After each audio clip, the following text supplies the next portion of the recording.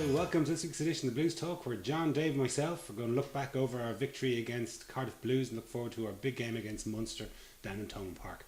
Well boys, 34-20 victory against Cardiff at the weekend. Yeah, I came away from it thinking, bit of a scrappy game, but watching back on the telly a couple of nights ago, and actually wasn't that scrappy. It was actually some really good stuff in it.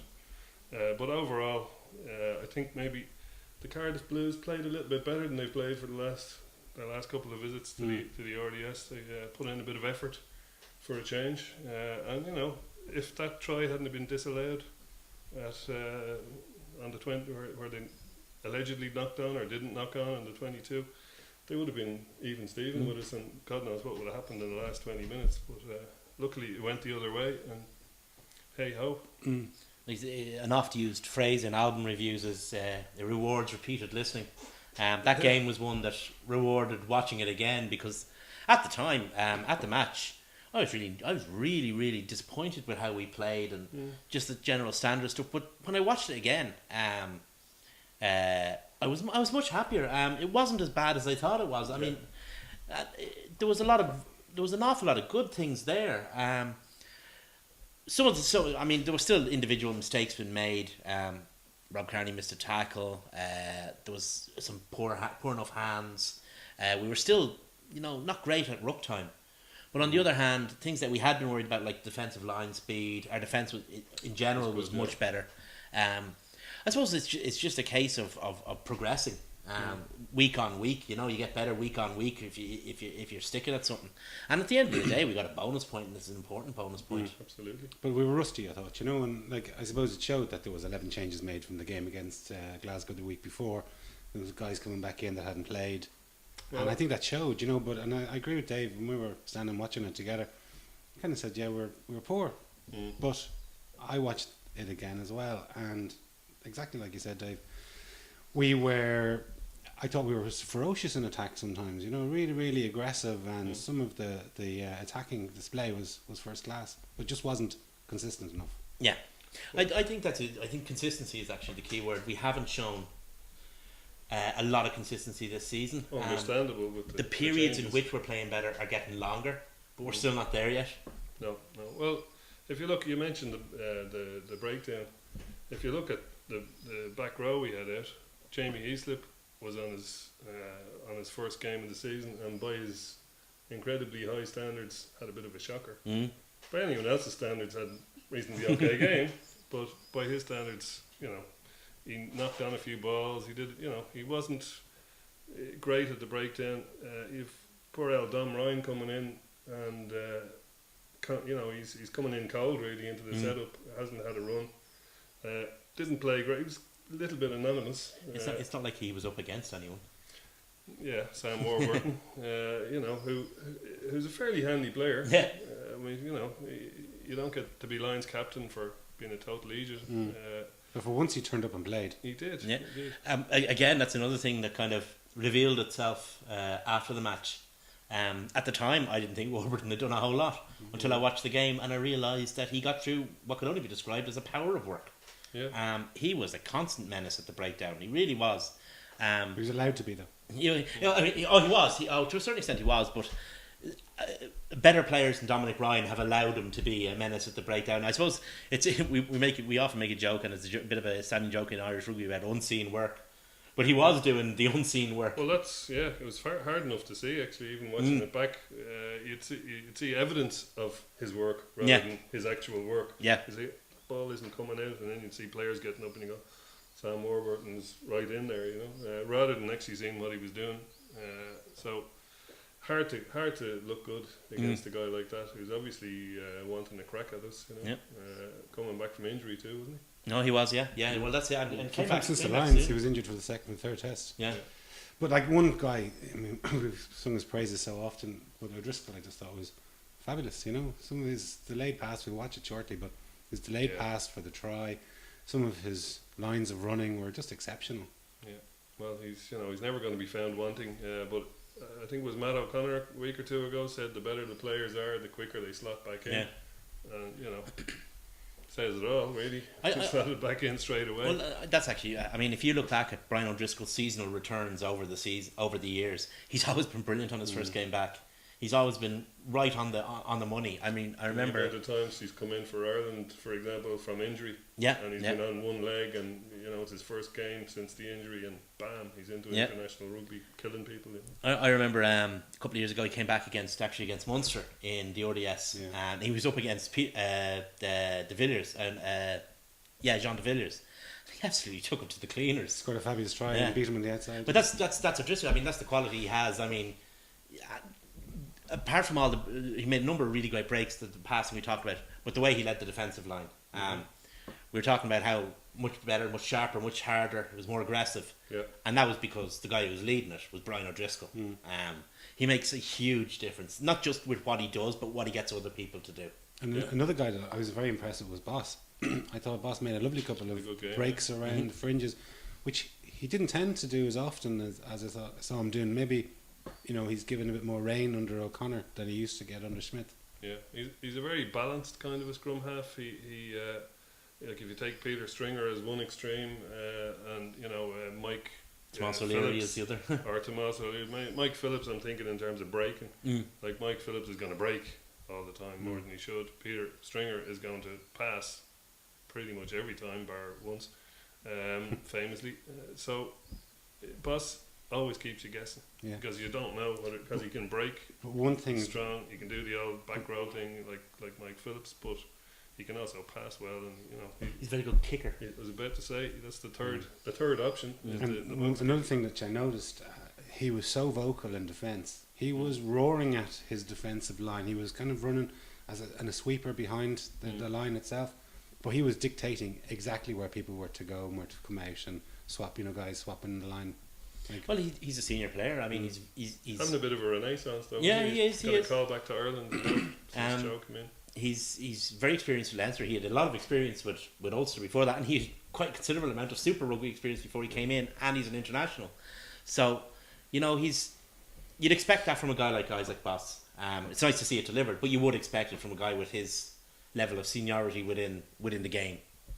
Yeah, but I thought we just quite weren't hitting our straps. That we let 2 or 3 chances go that we probably would have scored later on in the season, and but when we did take it to them, we battered them. Yeah, we really piled into them. we sort of got that kind of what we like to call Heineken Cup Leinster vibe, the irresistible kind of where you just they have to score. You look at them and you go, "There's going to be a try here," and they might be under 22, but you just get that feeling about them. Yeah. Now they're not there by any means, but they were showing flashes of it certainly, where they were moving the point of attack, they were shifting, they were running lines, they were they had them exposed, as you say, a few times. They didn't finish them off, but it's getting there. Well, that's it. It's looking promising. There's no Heineken Cup points available for playing really well now. Yeah. All the guys training, all their physical conditioning, everything will have been shaped to have them at peak condition when they run out against Ospreys. But what you can see that if you like, maybe guys are half second off the pace, but that split second is coming down. It's now down to milliseconds. Maybe they're not quite physically where they should be at their peak, but they're getting much closer to it. And moves that that aren't quite sticking now, another game, another 2 games will stick because guys will be just that bit sharper, and that's what you want. I mean, we at the beginning of the season we always make a joke about how poor Leinster do at the start of the season. This is actually one of our better starts. Season, yeah. And the thing is, it's one of our better starts, but you can still see areas for improvement. So there's no resting on laurels, or there's no comfort zone for those players. They know that they have to be better than what they are right now. But at the same time, there's still been a certain amount of delivery there. Well, although the famous phrase is you don't win a Heineken Cup in October, but you can lose lose it. one in October. Our next 3 games are, it's a bit stupid to say make or break at this time of the year, but if we win our next 3 games, we're looking good up near the top of the Rabo. In fact, if results go our way, we could even end up on top of the Rabo. Unlikely that the Scarlets are going to beat Glasgow, but it is possible. And if we don't win our other 2 games, the Ospreys and Cast were either of those, if we lose either of those, we're in serious trouble. Because Northampton will be the second seeded team in that group. And if we're going into back-to-backs, having lost a game. Why don't we look at Cronen's try, which was kind of, as you say, a bit of Heineken Cup Leinster. It was, and one great thing, Devin Toner's hands here at the beginning, yeah. absolutely superb. Another great He had a performance great from Devin. game. Yeah, Great game. but you could see there was an element of that kind of irresistible element that you were talking There it about. is. Every guy is making ground, even like Rob there, he's And breaking the moving game point line. of attack Yeah. every time. So they don't know where it's coming at them next. Yeah, it's massively physical. I mean, Just sucking players in yeah. all over the place. and the thing, but it's like and here's just beautifully delayed pass. Perfect. But it's like Bit John. of high hurdles at the end. Yeah, it's like John says. Moving the point of attack around means that guys, their players are getting clumped, because they're kind of they're going left, they're going right. We're sucking guys into rucks. By only committing one or two guys ourselves. You see that in the ruck that takes place under the posts. Yeah. And we send in maybe one or two guys, and they've got 3 or 4 in there. Well, that's always a gamble, though. In fairness. Oh, it is, yeah, You know, yeah. What a pass. It can be from O'Driscoll. under Oh, committed. superb, absolutely superb. Show us the O'Driscoll bit again. Go on. The thing about Cronin is as well, he's fairly nippy out in those positions, so he is. Here we go. He's not slow. And so we got a penalty try. This just came after relentless pressure. Well, it was relentless pressure, but it was superb scrummaging from Martin Moore here. Oh yeah. I mean, he is your man's another arm man on who had a toast, great like game. yeah. I mean, if you see it again, he's got your man's arm. It's a prisoner. It's going nowhere. Your man has lost control of his body. Moore has control of his body now because of the way he's pinioned his I arm. was surprised though that the ref went under the posts Yeah. on first scrum. The guy sitting next to me in the stand said exactly the same. He said, why do they not have to have a few scrums before they do that? And the ruling is that you just have to. It has to be a certain try in the ref's opinion, and in the ref's opinion, that was a certain. Try. They were going backwards. Arguable, certainly arguable. They also compounded it. Maybe if they just turned it, they might and collapsed. They might have got away. But when they turned, they drove, and that's a penalty offence anyway. So that kind of I'd say he had a choice of offences to select from. Oh, he certainly did. Yeah, it was absolutely It's always- a penalty, but whether It's it was always a penalty disappointing. try, It's always disappointing when a referee, and including that, gives a penalty on the first scrum. I don't think he should. But the laws are the laws. we're not going to argue, Dave. Oh well, no. We'll take it. Yeah, but Okay. there's a different emphasis on the scrums now in Yeah. this season. And in other years, you might BBC are always at it. They always have a little scrum clock, and Yeah. some of the Six Nations games is 8 minutes for reset and reset. Well, it's Like get still- on with it. It's the scrum is just there to restart the game. It's still coming out in the wash though, the new scrum laws. It's people haven't got up with them, the refs haven't got up with them, the props haven't got up with them. I think the hookers are the Scrum ones out. that Hookers certainly are the ones having Cronin, problems. Cronin hasn't definitely not got up with it. There was a couple of the scrums where he actually kicked it into there. So he actually hooked the ball in reverse. He stuck his leg out It's to called hook it. kicking it. And sorry, he hooked it in reverse then. But like, there's far more scrums against the head. Like even than going back to the old days. do you know what when- it is? But It's the fear of pushing, fear of not pushing and letting the other guys get the nudge. But that out. was always the case. Like Yeah, there that's was the way it always there's been was. scrums for 100 years, and it was always the both- case where, both hookers where hooked them.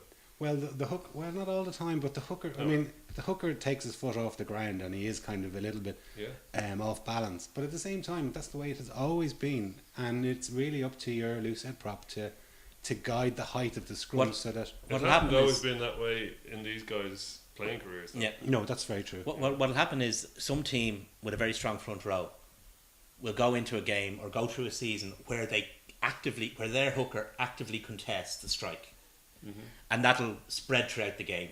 And because eventually that's how it happened in the first time around. I mean, it became a thing that you could actually win on the opposition ball if you contest the strike, and that's what'll happen. But it's still a learning process. But what we're seeing is scrums are straighter, they're steadier, and they're squarer, And more stable. and they're much more stable. And Which they're means taking the hit out of it to some degree. yeah, Anyway. but what that means is that referees are going to be less patient with teams once the drive comes on. Yeah. They're not going to say, "Oh well, this scrum was a bit unsteady from the beginning. Maybe it was my fault." Whatever. They're going to go, "That was like a rock. if that's gone that way or done that, it's the player's fault. So there's going to be a limited amount of patience. But which player? Do they go on reputation? Like They always blame the tight head. yeah, but not if he's a Lions winning tight end. They always blame the tight head. Anyway, And we look at Dom's try. You know, this is actually from a penalty from. We'll see the incident coming up now. We got a penalty and kicked into the corner. From Devon Toner blocked down and was pulled back. The incident will come up on replay now in a second. But interesting that we decided to go for the line here rather Yeah. than go for 6 because Yeah. there's only 7 in it at that 7 stage. ahead. I was thinking exactly that. Well, I think that's a sign that Heineken Cup Leinster is coming to the fore. Yeah. That kind of ruthlessness, you know. Too Tall Jones got in their way there. He had a great night in the mall as well. Actually, Dev, yeah, he's yeah. really starting to pull it all together. And the his tackling was excellent as well. the octopus arms in the mall on their mall, making bits of their mall. But here we This see. is just it's a pretty standard maul, but it was nicely worked. I mean, it didn't. Yeah, and it's hard to actually see. It's Ryan that goes over Yeah. it. Yeah, But it shows again, like under O'Connor, that we're kind It of is. blending attacking flair in the backs, but also having a bit of meat in the pack. And you know, obviously this week we hear that John O'Gibbs has gone to Cast.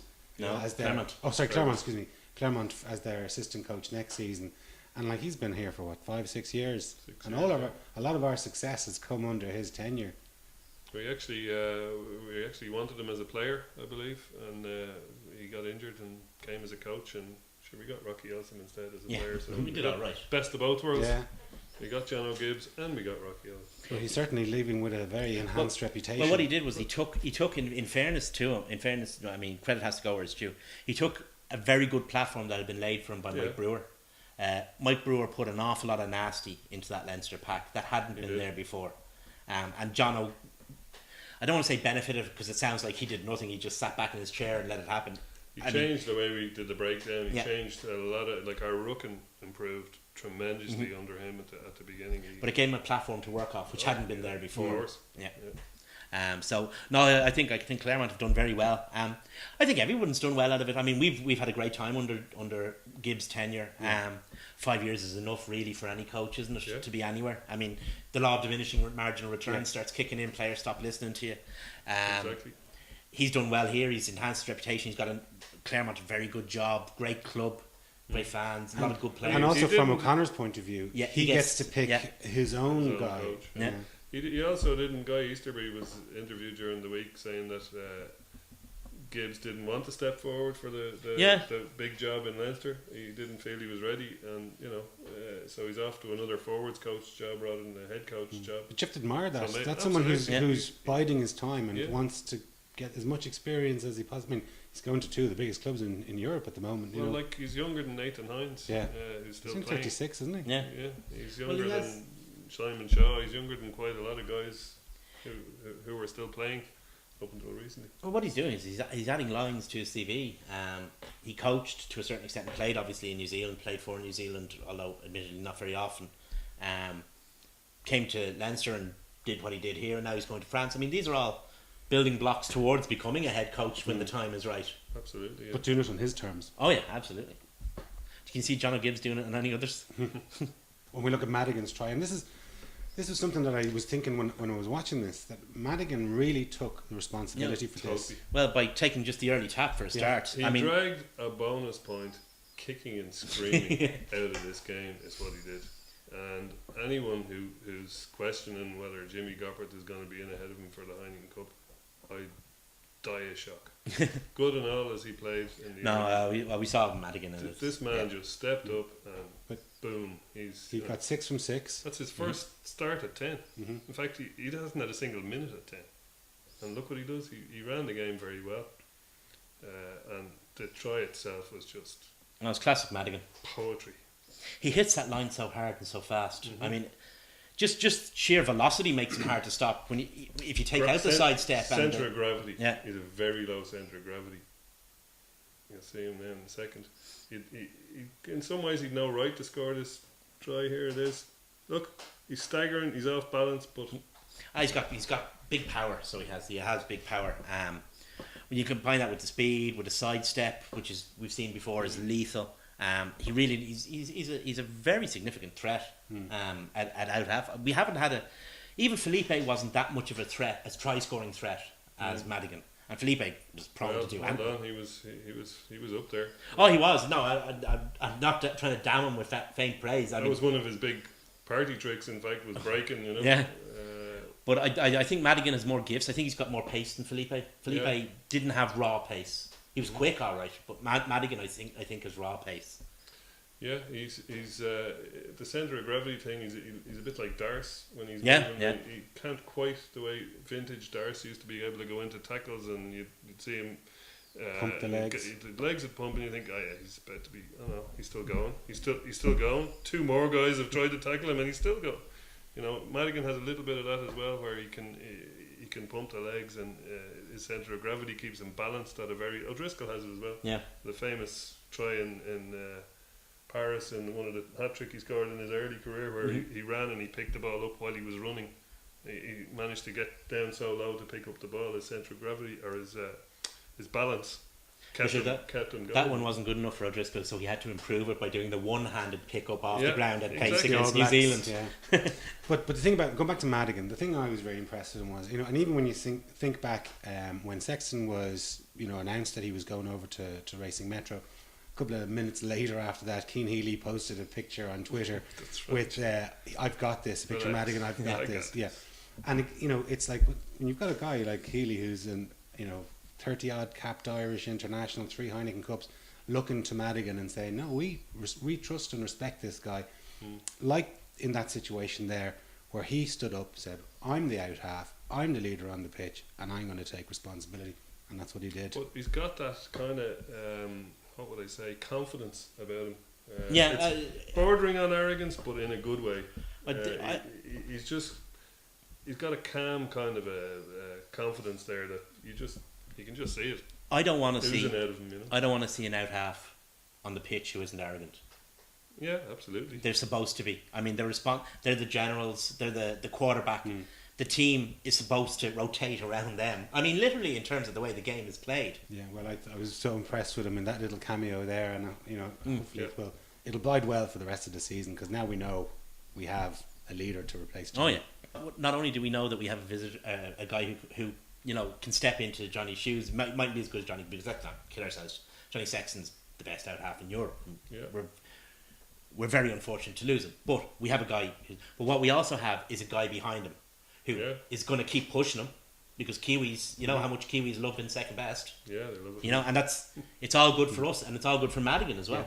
And Madigan's going to be away with the Irish camp. Yeah. So one other thing I'd like to say about that game before we leave it is Martin Moore. I think we mentioned him briefly. Yes. No, you're right.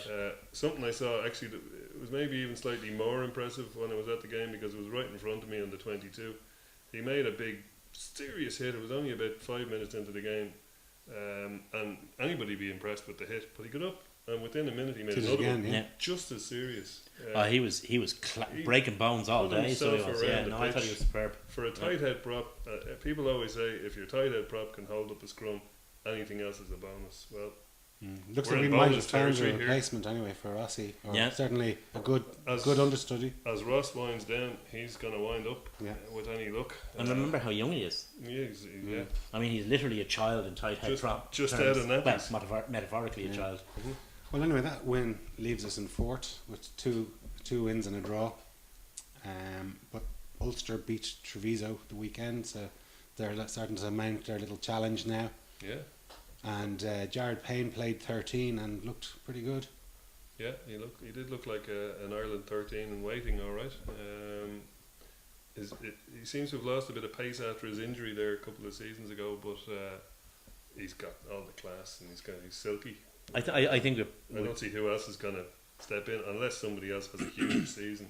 He's pretty much going to be starting out half in the Autumn Internationals in 2014. Payne is a bit like one of those big Bentleys or Rolls Royces. They look slow, but you don't realise how fast they are until they cruise past you at 150 miles per hour on the motorway. But he's one of those guys. He was faster, but he always reminds me. I've said it before. Andre Joubert used to play fullback for the Springboks. Yeah. A real Rolls Royce of a player. He just looks like he glides. He nearly floats on air. He does, yeah. And sometimes you see him and you think, how has somebody not tackled him? He looks like he's barely moving, but he's barely moving at, as Dave says, at a speed that is deceptive. Yeah. Um, Yeah, no, he's a quality player. He's been a superb signing for Ulster, really has.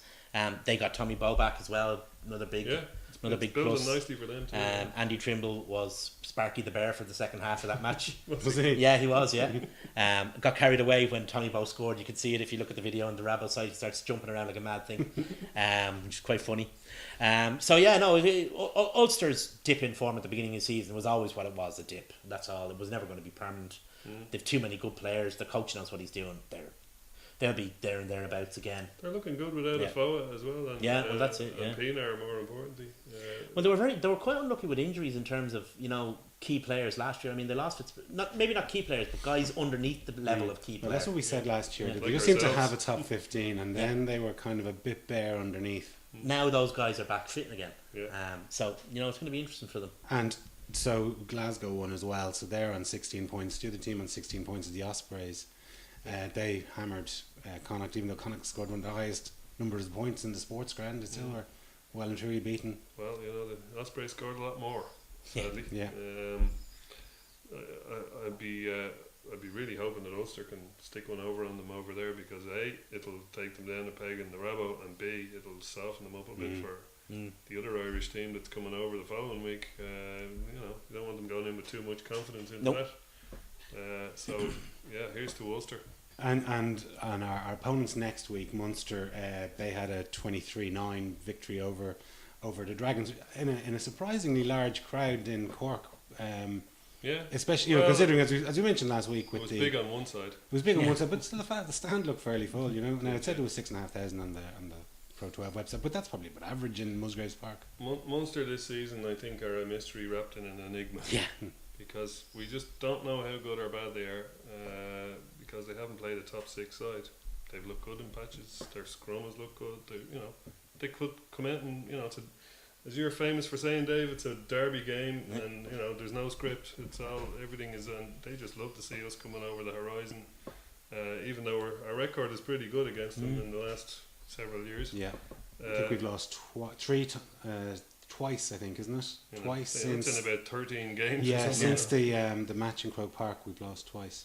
Well, there you go. We've had a number of very good. We've had a run of fairly good results. I mean, it's like you say, it's very hard getting to call because it's very hard to judge how Munster are doing. For a start, they've had, like ourselves to a certain extent, mix and match them teams out. Yeah. And secondly, they haven't really played anyone of substance. I was impressed with how they did against. I wasn't impressed with the game. The game was dire. It was boring as buggery. Unless one finds buggery exciting, and then. But no, it was a very boring match. But we thought Dragons, looked like a decent side. Now Dragons made a number of changes. A lot of changes. They dropped Reese, they dropped Tovey, they dropped a lot of guys. But still, Munster, blew through them like they weren't there to a certain extent. Didn't get the bonus point, which I thought was interesting. Yeah, they didn't kick on, and they didn't have an Ian Madigan in there to Well, no, they didn't. rest them from the. I read somewhere this evening that Rob Penny was on the radio and he said that Keatley's going to start the next 3 games. I didn't hear it. I'd say he has to. He has to. Well, he has to do that. He has to say to at some I'd stage. say Keighley has to start the next 3 games. Well, at some stage, Rob Penny has to nail his colours. To the mast and say to one of his guys, "You're my guy." So it's good. It's hard. It's a hard game. It's a hard game to predict at the best of times. If once we were brilliant and we were rubbish, it'd be a hard game to predict, or vice versa. Yeah. Because of the derby nature and blah blah blah. But this is even harder because it's very hard to judge what Munster's form is like coming into this game. I mean, we're not even sure what the team is going to be. I don't think they know what their best team is. No, I don't think Penny does. I don't think certainly he does. centres. I mean, they tried Earls I there. think they're going to play La Lala. I think they'll go with Downey and La Lala. Maybe Deneen and La Lala, but it'll be one of those two. Deneen has gone well, yeah. He's gone very well, I thought. But it'll be one of those two. I mean, it'll be big guy and stepper. Yeah. I mean, that's what it'll be.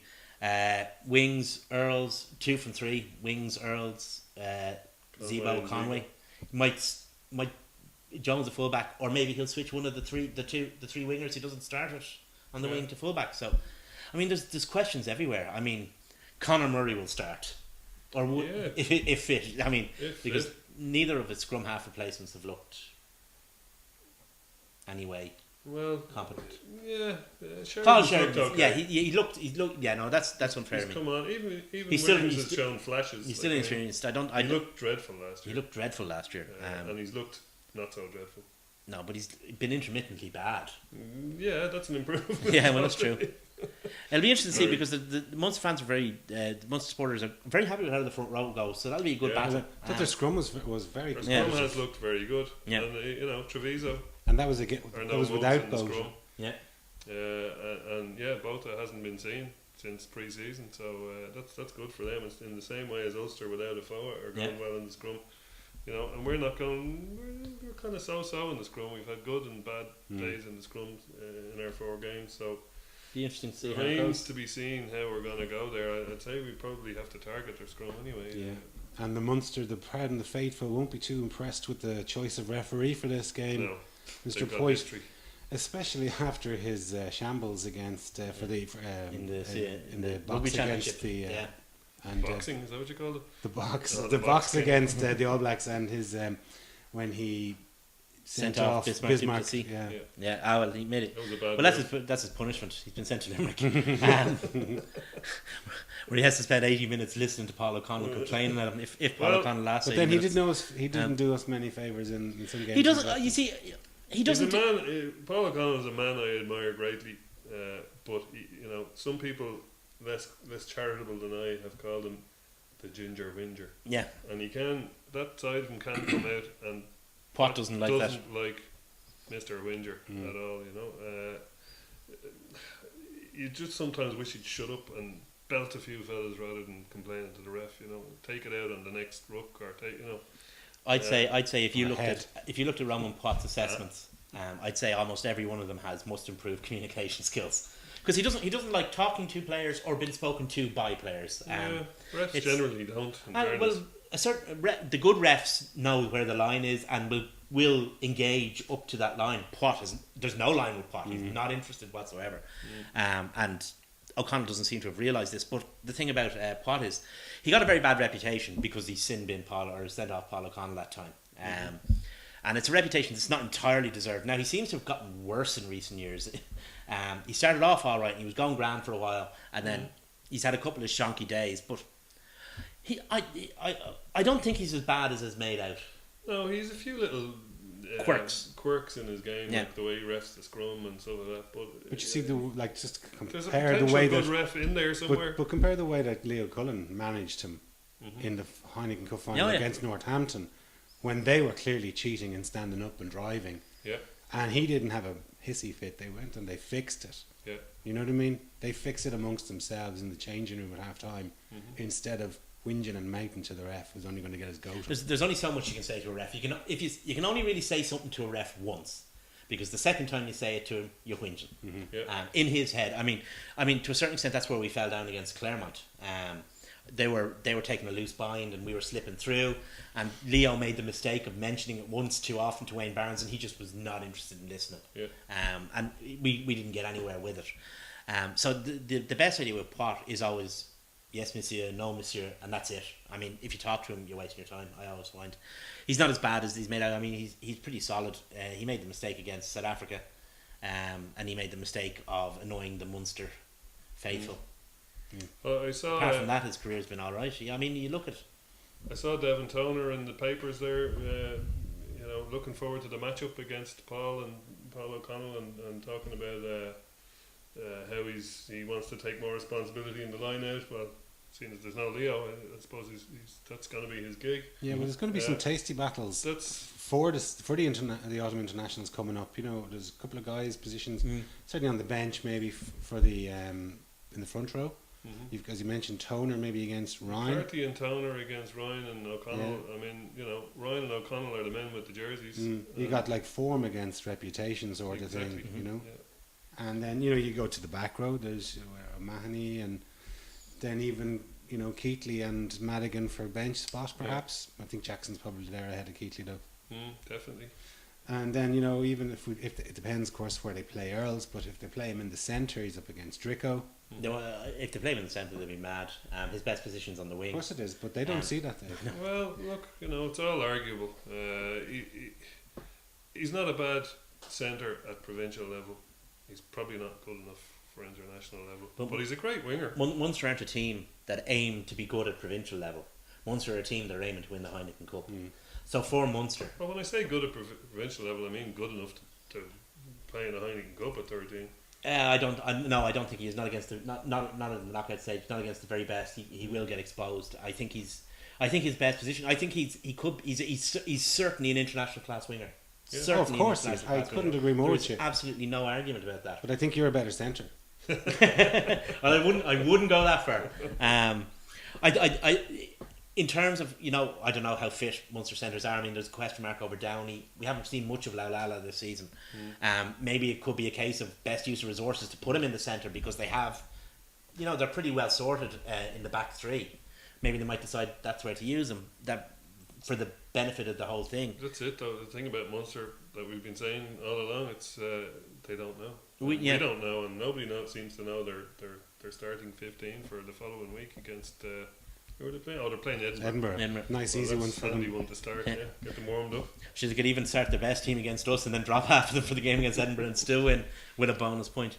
No, they could. I mean, there are questions. I mean, even the back row seems to be there's. I mean, Colin number 8 is that Paddy Butler. is that nailed in stone? I think Coming Paddy behind him, Butler yeah. has managed to play himself off the team. He was very poor against Dragons, I thought. Tommy O'Donnell would look to be a He's shoe injured, in though. at 7, but he's injured. He's out, yeah. CJ Sander come in. Do they move Peter O'Mahony across? Is Ronan seems to be playing there as well. Niall Ronan. They've got other guys as well. What's his name? Sean Dougal. Yeah, Then blindside. You'd think Peter O'Mahony has that stitched up or stitched. you've got Doc 2 as they call Yeah, it. maybe they move him. Maybe they move O'Mahony back to number 8, which I don't think is the greatest idea. I think his best position is 6. Maybe they switch him across and go with 2 6.5s. I mean, there's questions over Yeah. every, and because we haven't seen Munster against a top team, We just don't know. we just don't know. It's very Crucially, hard. Neither did they.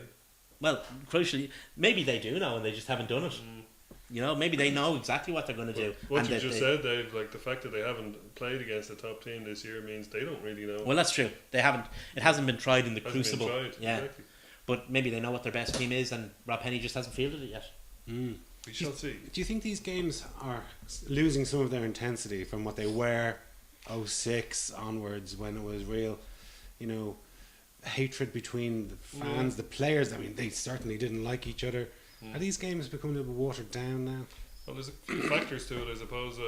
Ulster are arguably taken over as, what order are Leinster, Munster and Ulster in at any given time? Leinster have been first for the last few years. Are they still? Not entirely sure. They won the Rabo final against Ulster. would Yeah, seem and to they won the say Heineken the previous They won season, the so you Heineken kind of this have to year. say, You'd have to say up they're to still last there, season, they but- were certainly, there was a changing of the guards between 2 and 3. And that maybe has taken the edge off the Munster-Leinster game, I A th- lot of the Munster supporters are going, look, we just want to get into the Heineken Cup, forget this bloody Leinster shit. They're only an annoyance. And it's only a Rabo game, and, I think the most significant rivalry in Irish rugby is and has been for 50 years. Maybe not always before the First World War or the Second World War, but since the Second World War, Munster and Leinster is the big rivalry in Irish rugby. Even when Ulster were doing better, and Ulster were very strong under Jimmy Davis and the club Ulster thing, Leinster were extremely strong under Mick Doyle. But even at that time, Munster Leinster, there was something about it. Maybe it was town and country. I don't know. But there was always that perception by was always- Munster there was that, when you're going back to 20 years ago, Phil Danaher was probably the best back in Ireland, with the complete crapness of the backs at the time. But Danaher couldn't get on the team for years, and then. Philippe Danier. But so in terms of the rivalry itself, it's probably the premier rivalry. In terms of the most significant games, in terms of how trophies are actually divvied up, certainly in the Pro 12 anyway. Over the last 2 years, I'd say the Ulster game has become more important in terms of points on the board. Yeah. But you're dealing with two kind of different types of rivalry, really. Yeah. It's like But there was a bitterness between the sets of supporters, Dave. There was a rivalry, there was a It's nastiness. not there really anymore. It doesn't I seem don't to think. be, sure doesn't. No. I think there was a bitterness between a small minority from both sides. But Oh, that was I know, I appreciate that, but there was. I mean, you can still have great friendships with guys from Munster, but the day or 2 days Would you let before your the sister match. marry one? But like a couple of days before the game, you just said, you know what, I'm not going to get involved on internet forums. I'm going to leave it because I don't want to say something that I might regret post the game. But there was this, you'd read them and there was this air of kind of, we really don't like you and you really don't like us, and that seems to have gone a little bit now. Maybe it's because Munster's stars started to fade a little bit. I think there was a certain amount of when Munster were very good. We say 2006 to, well, we say actually before that, maybe 2003 through 2008, halfway through 2009. Well, they were in the Heineken Cup final in 2000. Yeah, but when they were really like the really good side that won 2 Heineken Cups kind of started in 2003, and they really ramped up, and Gaffney brought a new angle to their play, and then Kidney came in and took it on again. But I think that they don't think that we gave them enough credit for how good they were, because there is a certain, they talk about the chip on the shoulder, so they admit it that. But that there's it's a there. natural chip on the shoulder, and it's like the way the Irish have a chip on the shoulder about the English. Yeah, And the English probably don't really. Teams think outside about the it capital very always much. have a chip about the capital Exactly. team. So that chip was there, so that maybe they felt that there wasn't enough recognition of what they achieved. And then, Well, they didn't let you forget about it. well, no, but that was, I think that's a factor of the former. You know, the latter is a factor of the former. Then Leinster started achieving again, and kind of things went not back to normal. I don't like to use that phrase, but. And I don't want to use the proper order was restored because it sounds terribly soppy. What I mean was the idea of the city boys and the country boys are well, sure, of course they'd win. They should be winning because aren't they living in Dublin and they have a population of 60 squillion people and blah blah blah. And sure, we're only in off the farm and we had to milk the cows before the match and all this kind of stuff, you know. And that order was restored, if you like. It's kind of gone back to Munster found themselves in the Sean O'Brien came in after milking the cows and ate a few people. Munster started to find themselves in the unaccustomed position of being favourites, not just for matches but for tournaments. So things changed around after that. They always liked the underdog tag. I mean, that was always, you know, something that they favoured. It's something that they have actively played on. And then to find that nobody was believing them when they were saying they were the underdogs. You're 2-time European champions. Nobody thinks you're underdogs anymore. Yeah. Well, they've you know, when we beat them in Kroger, for example, nobody expected it, and there was a feeling after that game for at least a season that was a flash in the pan. Leinster, they're a pack of ladyboys, and you know we'll be kicking their asses again come this time next year. Until we Don't beat them worry about it, 33-0 the following match. 39. 39, was it? Sorry. 30-0. Or 39. Well, no, we interviewed Michael Check and a couple of the players They have the week to turn around before. sometime. Is what The I week was gonna before say. the players. Remember us afterwards saying, you know, we were feeling pretty confident going into that semi-final after talking to Czech in those, because they weren't confident, but what they were was they were quietly reassured about how well Leinster were going to do. Well, they said a lot of self-belief in themselves, but they weren't going out into the press and shouting their mouths off and saying, we're going to take this. But No. presumably they were But saying this in the dressing room. Yeah. That's the best way of doing it, though, isn't Yeah. it? Showing up. I'm sure that Munster would have done that in their time. So there was that element, and then, but sure, Jerry Flannery, there was the Churchill Cup tour, if you recall, that summer, and Jerry Flannery was over rehabbing because he'd hurt himself. That's right. Yeah. He was over rehabbing, and he said it to some of the Leinster players, actually he only won it because of Rocky. Yeah. You know, there was a certain, so that kind of got on Leinster players' backs, and the chip started to change Reverse. from red to blue, as it were. So they wanted, and obviously that culminated in beating them 3 times in 1 year the following season. Yeah. So you got all these things, all these factors. I mean, it's very hard to know how a rivalry starts in any sport. You know, it's like the old Billy Connolly joke. There'll never be peace in Glasgow while they shit in our shoes and we piss in their Bovril. Yeah. Well, true enough. Okay. But like, On that note. but you're just wondering though, do Munster have the resources to go into the market to buy? You know, like look at, I mean, for anyone? instance, No one does. well, okay, no but one who isn't French or Japanese. well, no, that's fair enough. But like, we're kind of shy. Kritchner hadn't come back, so we go into the market. Okay, he might be a little bit old now, but you go and you get a guy who's got 68 or 69 caps for. Kirshner isn't. He's still in his 20s. No, he's No, no, no. Sorry. I'm talking about Lottie. Lottie, sorry. So, but you know, you go in the market. Like, who did Munster get this season? Like, you know, they're a bit shy on Well, they do. world class players They- to fill a void of they've lost O'Gara and they lost Dougie Howlett, and they didn't really replace anyone there. Well, the You're saying Andrew Conway isn't Dougie Howlett? Not yet. Thomond might be. Park. I mean, to a certain extent, they were victims of the collapse of the property market to a certain extent, Yeah. and the general thing, because in terms of selling rights and advertising and blah, blah, blah around the stadium, they lost all that revenue. So they have a situation where the debt on Thomond Park is only supposed to be 3 million. It's still 9 million.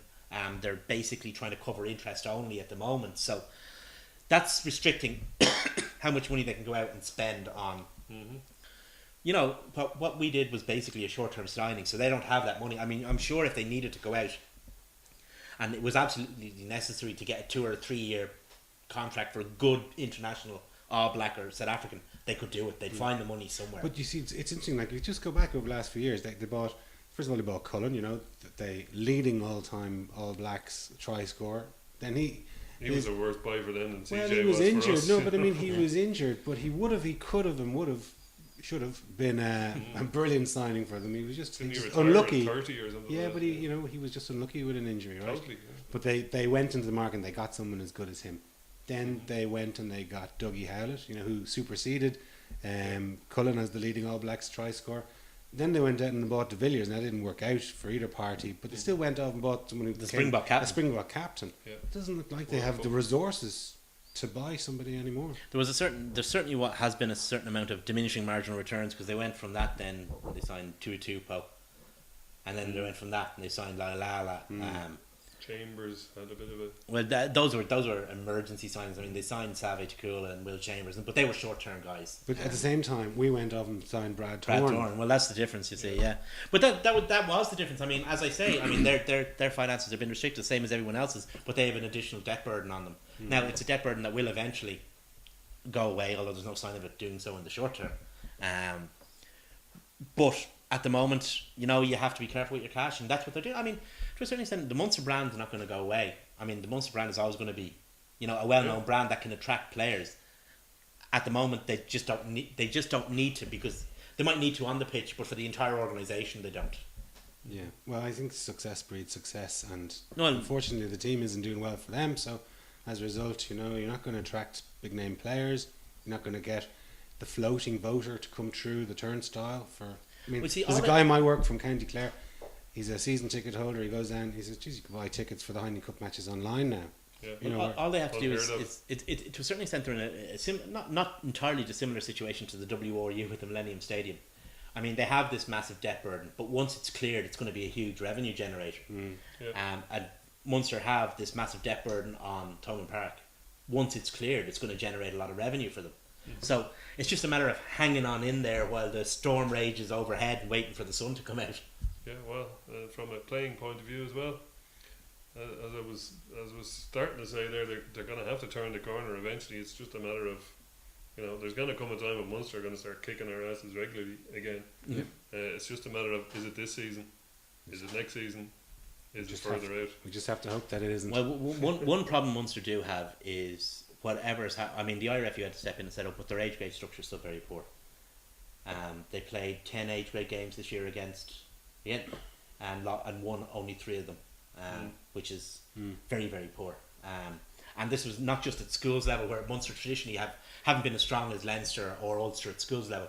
They're losing games at clubs and youths level, which is a significant problem for them. Yeah, because traditionally that's been their strength. And even when you look at the AIL, you got a sea change in. If you look at the top of the league, you've got Lansdowne up there, Clontarf, Belvo, who started to come through over the last few years. Whereas for 10 years before that, it was Shannon, Corkon, Garryowen, and this seems to be.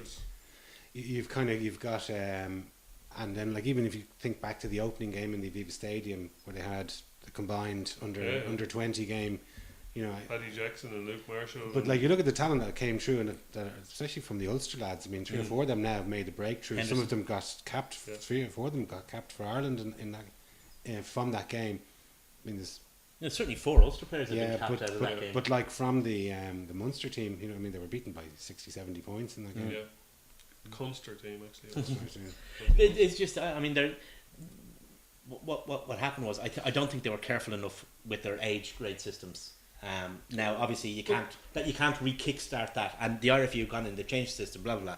But that's going to take a couple of years to kick in. We were behind Munster initially, and now we've had, because we were behind initially, but we started earlier. we got a head start. So it'll be interesting to see how it. And of course, the school system does work for professional rugby. I mean, It does. Breeding ground. Straight into academy. And, you are. There are guys there. You talk about English football clubs who take players in at the age of 14, 15, 16 to train them to become professional footballers. Guys who are playing junior cup rugby, senior cup rugby in Leinster are being trained to become professional rugby players. Well, that's a big advantage Leinster and Ulster as well have over Munster, is the fact that their schools system is so good. And just, you mentioned it earlier, population.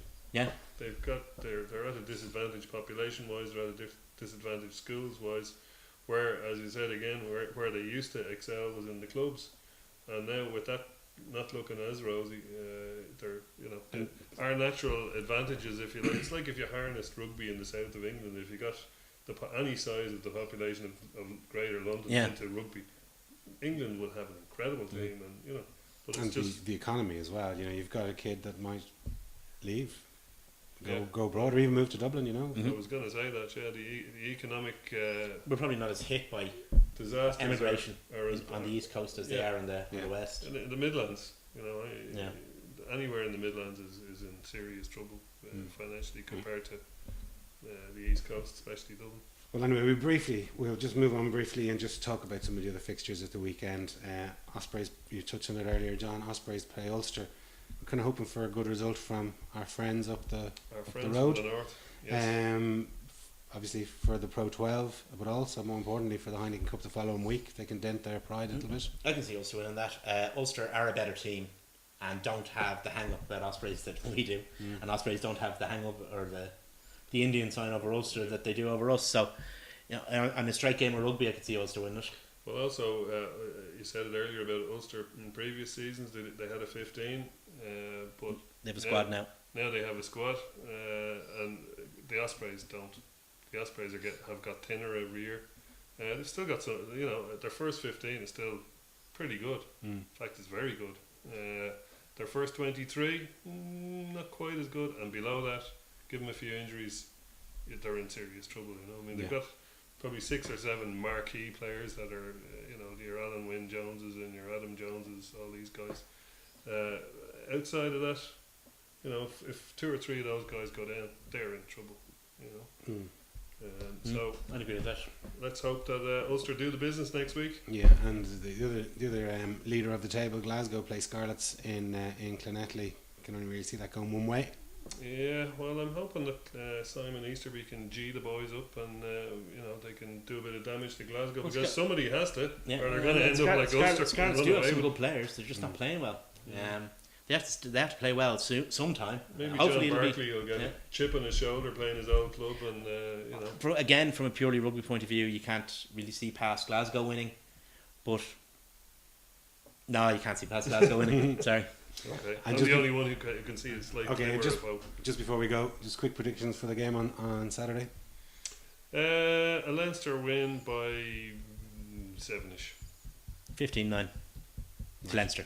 I just think our bench is going to be too strong, and we're going to win it. Well, Anyway, it's a derby. It So is. you just don't know. Anyway, thanks a million for watching. Thanks to the lads. Cheers.